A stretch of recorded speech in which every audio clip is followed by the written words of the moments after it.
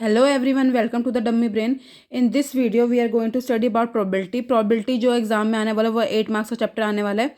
इस चैप्टर से एक केस स्टडी आने वाली है, एक 3 मार्क्स का क्वेश्चन आएगा और एक आपके पास एमसीक्यू आने वाला है. ठीक है, तो क्योंकि चैप्टर बहुत इजी है, इससे क्वेश्चन फिक्स है कि यही दो क्वेश्चन आने वाले हैं, तो हम उन क्वेश्चन को तैयार कर रहे हैं इस वीडियो में. ठीक है, सो सब कुछ पहले फॉर्मूले रिवाइज कर लेते हैं.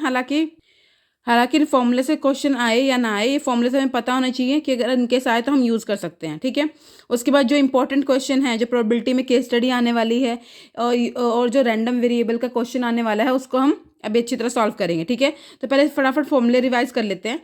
फर्स्ट फॉर्मूला क्या है? कंडीशन प्रोबेबिलिटी का. कंडीशन प्रोबेबिलिटी क्या होती है? कंडीशन प्रोबेबिलिटी वो प्रोबेबिलिटी होती है जिसमें एक चीज़ आपको गिवन होती है, ठीक है, और एक आपको फाइंड करनी होती है. जैसे इसको हम रीड कर सकते हैं, probability of A when B is already occurred. ठीक है, तो ऐसी प्रोबेबिलिटी को हम बोलते हैं कंडीशनल प्रोबेबिलिटी. 13.1 एक्सरसाइज है ये. ठीक है, और इसको फाइंड कैसे करते हैं? फाइंड का फॉर्मूला होता है P of A intersection B divide by P upon B. Denominator में उसकी प्रोबेबिलिटी आती है जो इवेंट हो चुका है विच इज़ ऑलरेडी अकर्ड, और ऊपर जो है जो इवेंट हो रहा है जिसकी निकालनी है प्रोबेबिलिटी, इंटरसेक्शन जो हो चुका है उसकी इंटरसेक्शन लेके हम कंडीशन प्रोबेबिलिटी निकालते हैं. ओके, अगर हमारे पास इवेंट जो है वो म्यूचुअली डिपेंडेंट है, ठीक है, अगर इंडिपेंडेंट की बात कर लेते हैं, अगर इंडिपेंडेंट है तो ए इंटरसेक्शन बी जो होगा वो बराबर होगा P of A dot P of B के. 1 मार्क्स में क्वेश्चन आएगा, आपको गिवन होगा, आपको चेक करना होगा इवेंट जो है वो डिपेंडेंट है या इंडिपेंडेंट है. तो आप P of A intersection B check कर लो कि P of A dot P of B के बराबर अगर है तो इंडिपेंडेंट है, अगर इक्वल नहीं आता, अगर इन दोनों के प्रोडक्ट के इक्वल नहीं है तो वो डिपेंडेंट हो जाती है. तो P of A intersection B is not equal to P of A dot P of B. Okay, next हमारे पास आता है टोटल प्रोबेबिलिटी. अगर हमें किसी भी इवेंट की टोटल प्रोबेबिलिटी निकालनी है तो probability of any event A is equal to probability of E given A, probability of even when A is already occurred, probability of E two dot probability of A given E two, probability of E three plus probability of A given E three. इन सबका क्या होता है? Product होता है, वो हमारे पास total probability होती है. ठीक है, तो आप सिंपली मल्टीप्लाई करके इन सब की प्रोबेबिलिटी निकाल सकते हो. नेक्स्ट जो हमारे पास है, this is very very very important, आपको केस स्टडी में इसका क्वेश्चन मिलने वाला है. Bayes theorem. बेस थ्योरम के अकॉर्डिंग फॉर्मूला क्या है? उसमें हमें दो इवेंट दे रखे होते हैं, एक ऑलरेडी हो चुका होता है और एक की प्रोबेबिलिटी हमें निकालनी होती है. ठीक है, probability of even when A is already occurred, ये हमें निकालना है. तो इसका फॉर्मूला क्या होता है? प्रोबेबिलिटी ऑफ जिसकी निकालनी है, probability of even dot probability of A given even, probability of A जब ई ऑलरेडी हो चुका है. ठीक है, और यहाँ हमें प्रूफ करना होता है कि प्रोबेबिलिटी निकालो कि जो ए इवेंट हुआ है वो ई ने ही किया है. ठीक है, मान लो कोई मिस्टेक हो गई है तो प्रोबेबिलिटी की वो मिस्टेक ए ने की है, ठीक है, प्रोबेबिलिटी वो मिस्टेक बी ने की है. ये फॉर्मूला हो सकता है. यहाँ पे हमारे पास अगर प्रोबेबिलिटी की मिस्टेक हो चुकी है, अब प्रूव ये करना है कि जो मिस्टेक हुई है वो किसी ए से ही हुई है. ठीक है, probability of even dot probability of A even, नीचे जितने भी ऑल इवेंट हो रखे होंगे उस इवेंट के सिवा उन सबका क्या आ जाएगा? Product. Next is again very important, that is a random variable. आपको 3 मार्क्स पे क्वेश्चन मिलने वाला है इस बार रैंडम वेरिएबल का. तो रैंडम वेरिएबल होता क्या है? A random variable is a variable describe as a variable, ठीक है, ऐसे a variable is determined by chance. ठीक है, जो बाय चांस कोई भी इवेंट हो चुका है उसके जो वेरिएबल्स हैं उनको हम बोलते हैं रैंडम वेरिएबल्स. ठीक है, उसके आउटकम्स को अगर हम ठीक है, आउटकम्स ऑफ एनी एक्सपेरिमेंट. तो हमें कोई भी रैंडम वेरिएबल दे रखा हो, मान लो X is probability, X is any event of tossing a coin.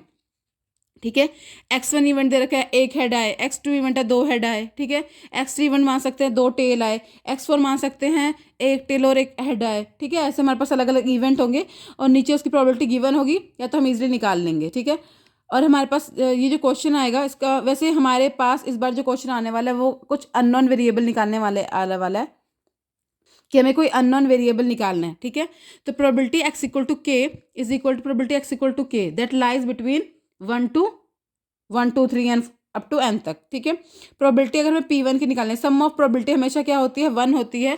और ये फॉर्मूला हम यूज़ करते हैं अगर हमें किसी वैल्यू K की वैल्यू फाइंड करनी है, जो जनरली एग्जाम में पूछा जाएगा इस बार आपको. तो समेशन ऑफ पी वाई, जितनी प्रोबेबिलिटी गिवन होगी सबको जोड़ के हम क्या कर देंगे? Equal to 1. ठीक है, वो जो हमारे पास फॉर्मूला बनेगा वो बनेगा हमारे पास पी आई की वैल्यू निकालने का, सॉरी के की वैल्यू निकालने का. वो हम क्वेश्चन आगे देखेंगे. प्रोबेबिलिटी की कोई भी इवेंट जो है उस probability less than equal to X I है, तो प्रोबेबिलिटी ऑफ एक्स आई से इक्वल, मान लो मैंने 4 से इक्वल निकालनी है, ऐसे कुछ प्रोबेबिलिटी कि एक्स जो है वो x4 से छोटा है. ठीक है, तो प्रोबेबिलिटी क्या आएगी x4 से छोटे की? P1 plus P2 plus P3 छोटा है, इक्वल नहीं है, तो हम P3 तक इवेंट लेंगे। अगर मान लो इसे इक्वल टू X4 लिख दिया जाए तो हमारे पास एक और इवेंट आ जाएगा यहाँ पे, जो कि हो जाएगा P4। ठीक है, यहाँ पे प्रोबेबिलिटी ग्रेटर देन X1 अगर मैं बोलूँ कि प्रोबेबिलिटी ग्रेटर देन X4, अगर ऐसा होगा तो क्या आएगा, probability of X5 sorry P5 P6 P7 and so on. यहाँ पे less than equal to X है, लेस देन बी और इक्वल टू बी है, तो पहले लेस देन लिख लेंगे, फिर एक इवेंट इक्वल टू लिख देंगे, जैसे हमने यहाँ पे सॉल्व लिखा था। ठीक है, kindly note down this formula then we proceed to question. This is a very very very important formula, definitely you are going to see this question in exam. Okay, so first question which is on random variable हमें दे रखा है, CBSE के sample paper में आ रहा है और आपके एग्जाम में भी डेफिनेटली ये क्वेश्चन आने वाला है, ऐसा टाइप का क्वेश्चन आने वाला है, तो प्लीज प्रैक्टिस इट। ओके, सो आपको कोई भी रैंडम वेरिएबल दे रखा है, पी एक्स इक्वल टू दे रखा है के, अगर हम इसका चार्ट ऐसे बनाएंगे ना तो कुछ ऐसा बनेगा, सॉरी टेबल। ठीक है, 0 1 2 एक्स की 3 वैल्यू है, 0 1 2। ओके, और ये दे रखा है हमें के प्रोबेबिलिटी, यहाँ पे दे रखी है 2 के, यहाँ पे दे रखी है 3 के, और आगे क्या है 0। अगर हम बात करें 3 की तो वो कितनी हो जाती है 0। ओके, ये किसकी वैल्यू है एक्स की और ये किसकी वैल्यू है पी की। हमने चार्ट बना लिया, ठीक है, टेबल बना लिया। अब पहला क्वेश्चन था डिटरमाइन द वैल्यू ऑफ के। मैंने अभी आपको फॉर्मूला करवाया था कि के की वैल्यू कैसे निकालेंगे। के की वैल्यू हम निकालते हैं submission of P I is equal to 1। तो कितनी प्रोबेबिलिटी यहाँ पे दे रखी है 1 2 3, तो इन सबका सम किसके बराबर आएगा, इक्वल टू 1 के। तो पहला पार्ट हम सॉल्व करेंगे, submission of P I equal to 1, तो एक पी आई कितना है P1 plus P2 plus P3 equal to 1। तो P1 कितना है हमारे पास K plus 2K plus 3K equal to 1। Add करेंगे कितना आ जाएगा, 3K plus 3K 6K equal to 1। सो के की वैल्यू कितनी आएगी 1/6। ठीक है, अगर इस चार्ट को हम दोबारा बना ले के की वैल्यू 1 पुट करने के बाद, तो चार्ट कैसा बनेगा, सॉरी ग्राफ कैसा बनेगा। ओके, यहाँ पे x, यहाँ पे हमारे पास p, वैल्यू कितनी है 0 1 2 3, ये जो भी है ना आगे सारी 0 हो जाती है हमारे पास, है ना।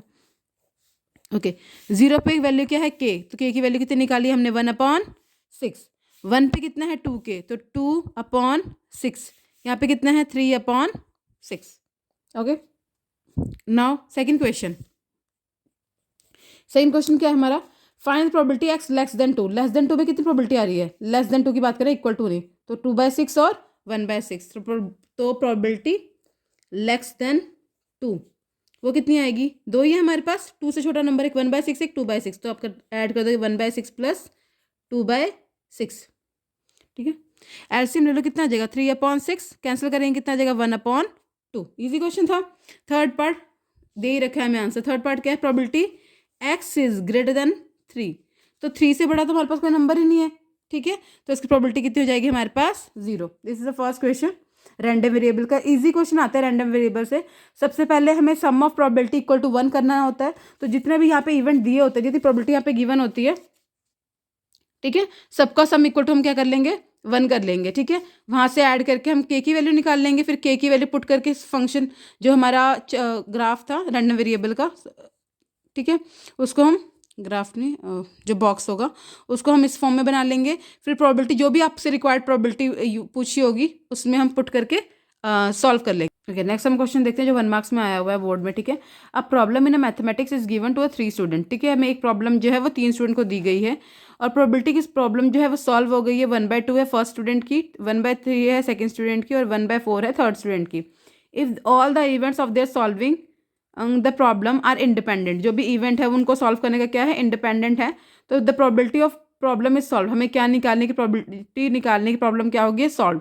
प्रॉब्लम सॉल्व होगी, सबमिशन प्रोबेबिलिटी कर लो, इन सबको ऐड करेंगे तो कितना आएगा हमारे पास। तो इस क्वेश्चन में जो प्रॉब्लम है वो सॉल्व हो जाती है, वो हम कैसे निकालेंगे, इस क्वेश्चन में हम निकालेंगे। हमें ना 3 इवेंट की प्रोबेबिलिटी दे रखी है, प्रोबेबिलिटी ठीक है, एक की हमें दे रखी है 1 की, मान लेते हैं 1/2, प्रोबेबिलिटी ऑफ 2 दे रखी है 1/, second student probability of third student दे रखी है 1/4। ठीक है, प्रोबेबिलिटी प्रॉब्लम सॉल्व हो जाएगी, वो बराबर होगी 1 माइनस प्रॉब्लम सॉल्व नहीं होगी, प्रॉब्लम इज नॉट सॉल्व। ठीक है, अगर इन तीनों के सॉल्व करने की प्रोबेबिलिटी 1/2 1/3 और 1/4 है और ये इंडिपेंडेंट है, एक का प्रोबेबिलिटी दूसरे पे डिपेंड नहीं करती है, तो प्रोबेबिलिटी की प्रॉब्लम सॉल्व हो जाएगी, वो हम निकाल सकते हैं 1 माइनस प्रोबेबिलिटी की प्रॉब्लम सॉल्व नहीं होगी। तो इसके नहीं होने के चांसेस क्या होंगे, one one minus one by two 1/2 आ जाएगा, 1 माइनस 1/3 2/3, और 1 माइनस 1/4 कितना आ जाएगा। प्रोबेबिलिटी की प्रॉब्लम 1 से सॉल्व नहीं होती, वो कितना होगा 1/2। ठीक है, प्रोबेबिलिटी की प्रॉब्लम जो है वो 2 से सॉल्व नहीं होती, तो 1 माइनस अगर हम 1/3 करेंगे तो हमें मिलेगा 2/3। प्रॉब्लम कि वो थर्ड से सॉल्व नहीं होती, तो हम 1 माइनस 1/4 अगर करेंगे, 1 माइनस 1/4 एलसीएम ले लेंगे, कितना आ जाएगा 3/4। ठीक है, 1 माइनस 1/4 करेंगे, प्रोबेबिलिटी की प्रॉब्लम थर्ड से भी सॉल्व नहीं होती है, वो हो जाएगी हमारे पास 3/4।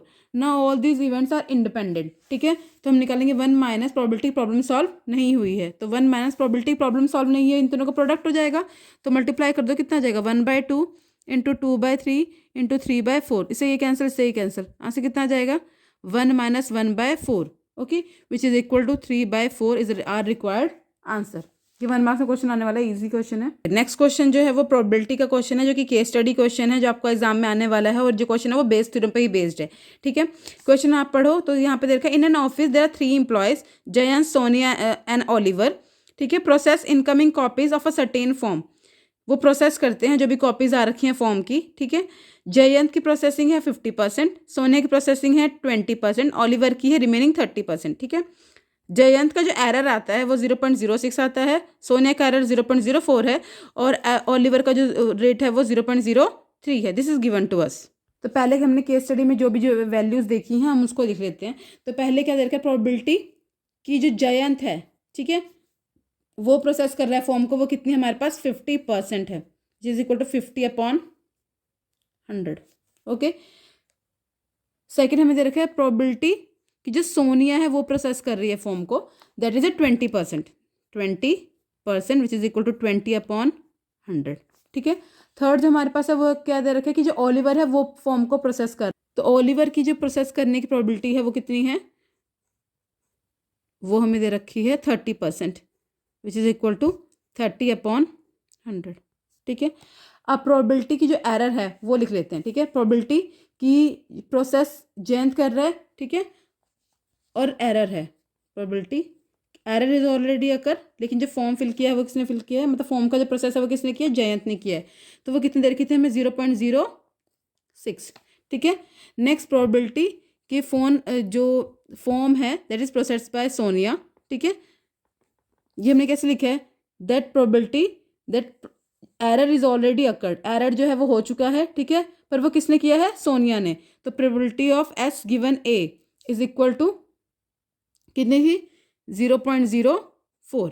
ठीक है, नेक्स्ट प्रोबेबिलिटी की जो फॉर्म प्रोसेस है वो ओलिवर ने किया है और उसमें एरर हो चुका है, एरर ऑलरेडी हो चुका है।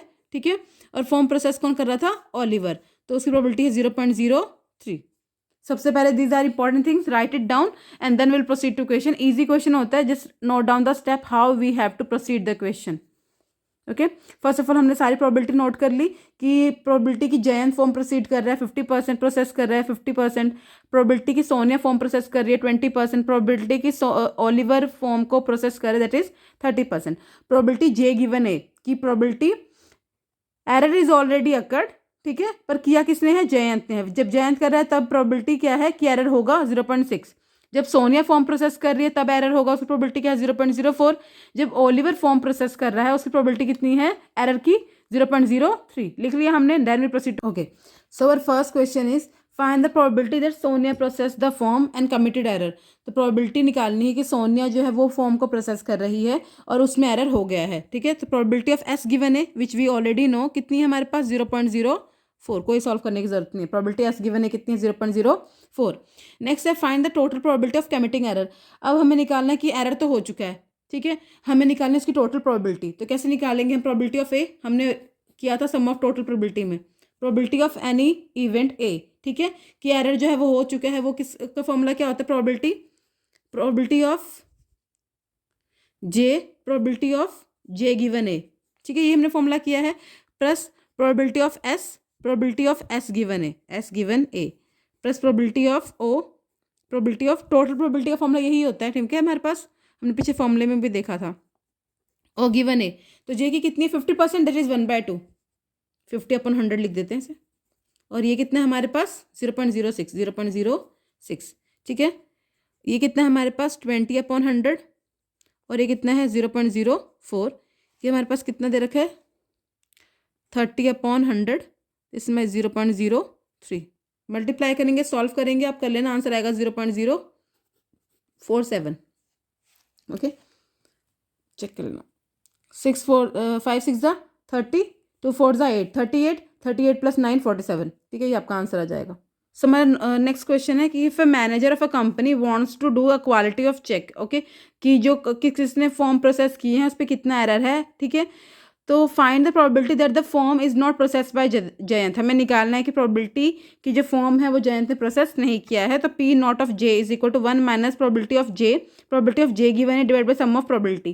तो 1 माइनस प्रोबेबिलिटी ऑफ जे कितनी थी, जयंत की कितनी थी 50%, which is 1/2 into J given है कितना था 0.06 divide by summation of for probability कितनी थी 0.047।